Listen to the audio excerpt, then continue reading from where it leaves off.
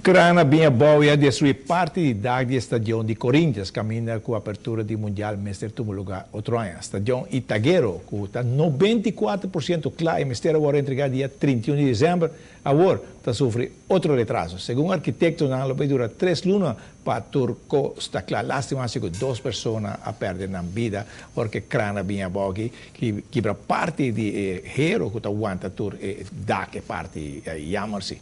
E o time de voleibol damas de Suriname, Yellow Birds, está logrando 2 vitórias. Después que ya lunes, damas de Suriname está ganando de Barrio Norte en straight set 3-0. Ayer era nato por combinación de Pova YMCA. Un buen juego, caminan los damas en el momento crucial, ta falla, y te cae vencido en straight set 3-0. Así na damas de Yellow Bird de Suriname está logrando 2 victorias aqui na Aruba, sin perder un set.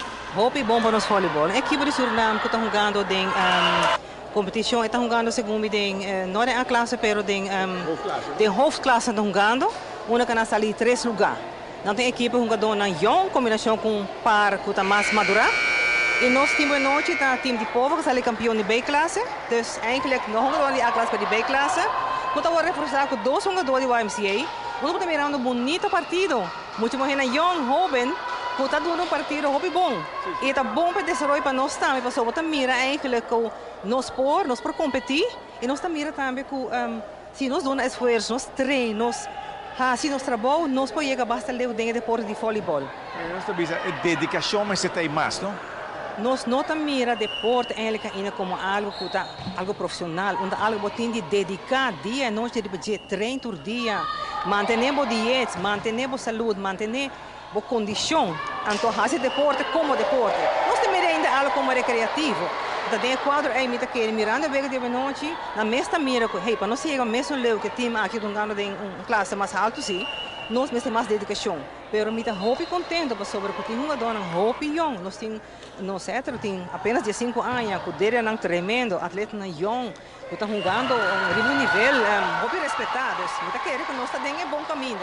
Mas mais juega com o equipe na dia fora para medir nosso nível.